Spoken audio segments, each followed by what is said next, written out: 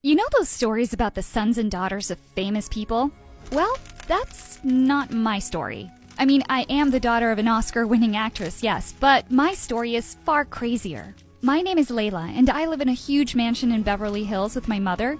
It had always been just the two of us. I never knew my dad, and Mom never spoke of him. I didn't have siblings because Mom said pregnancy ruined her perfect body once, and there was no way on earth she would let that happen again. But Mom was delighted to have me. You see, I had my perks. I was a beautiful baby, so much that by the time I was 3, Mom had me cast hundreds of ads and made sure my face was everywhere. Magazines, TV commercials, formula, even diapers. But I didn't care much for it. On my 4th birthday, she woke me up saying we were late for a photo session. Mommy, I don't want any more photos. I want to watch Cinderella. It's my birthday. She rolled her eyes and tossed the CD aside. Cinderella is poor and filthy. You have nothing to learn from her. We did not watch Cinderella. But while Mom was super proud that I had started my career so early, I just thought feeling lucky was a pretty crummy feeling. I was always tired and so bored. We were always traveling, and Mom only paid attention to me to explain how important beauty creams and lotions were.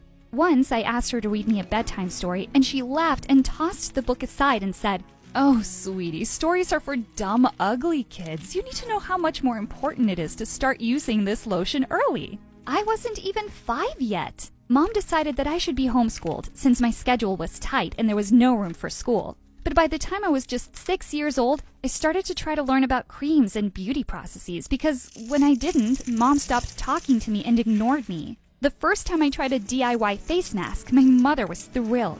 She picked me up and swirled me, saying, "I knew you weren't dumb." I was so happy with her attention that by 7, I was practically about beauty, and trust me, I knew a lot. Day creams, night creams, shower creams, astringent lotions, and flowers. So many flowers. We lived in a pretty big house, and Mom and I had started cultivating all these flowers when I was 8.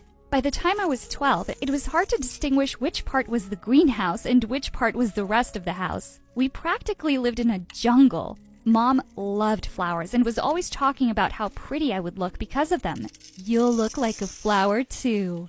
I was so curious that I tried to add some flowers to my plate, and to be honest, it didn't taste bad.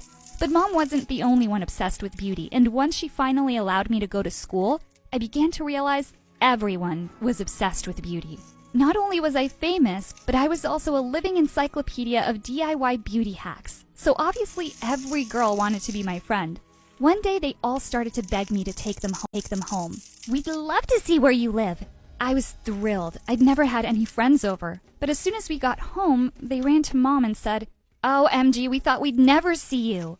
One of them actually said, "Adopt me so I can be as pretty." My mother was delighted with my new friends. She turned to me and said, "At least you're smart enough to be friends with the right kind of girls."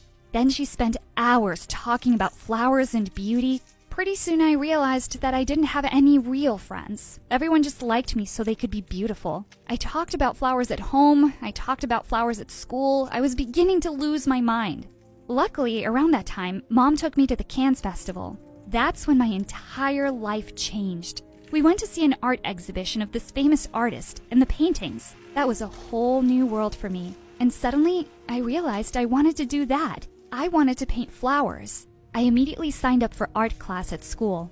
I became obsessed with it. A few years of practice, and I was getting really good at it. It was my hiding place because my friends just wanted to drag me to the mall all the time.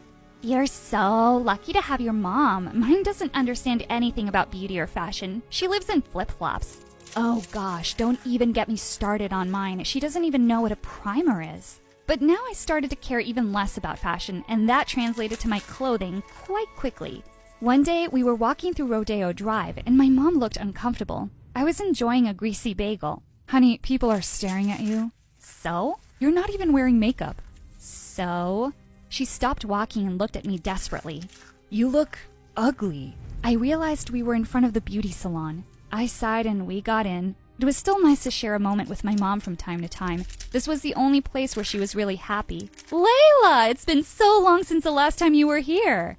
The shop owner put on her glasses and scanned my face closely. "Oh, that porcelain skin, no makeup at all and still perfect. It reminds me of your mom's younger days." My mom looked at her annoyed and didn't smile again throughout the entire day. I got the impression that something changed inside her after that. She became more obsessed with creams and lotions and makeup and fashion, and the day I said, I want to go to art school when I graduate, she snapped. That beautiful body of yours is not going to last forever, you know. Do you know how lucky you are to have inherited my genes? All your friends would kill to be in your place. Maybe I don't care about beauty or fashion. Maybe I don't care about your stupid creams. You seem to like my friends more than me, so why don't you throw me to the street and adopt them? Oh, honey, they are not even half as pretty as you are. I went to my art studio and continued to paint. Mom followed me and looked at all my pieces with disgust. There's no future in the art world, honey. You should take advantage of your beauty while it lasts. Like you did? It doesn't look like it worked. What are you talking about, you little brat? Look around you.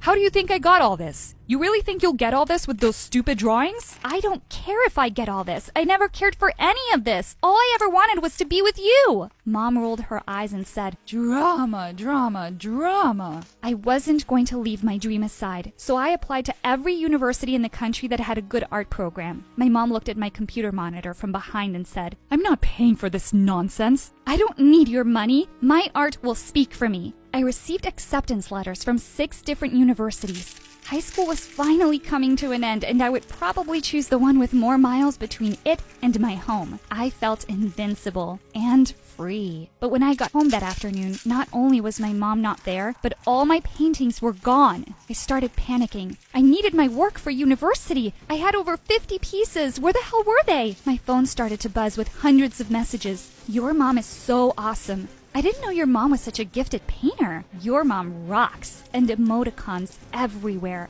Mom? A painter? I saw a picture of my mother with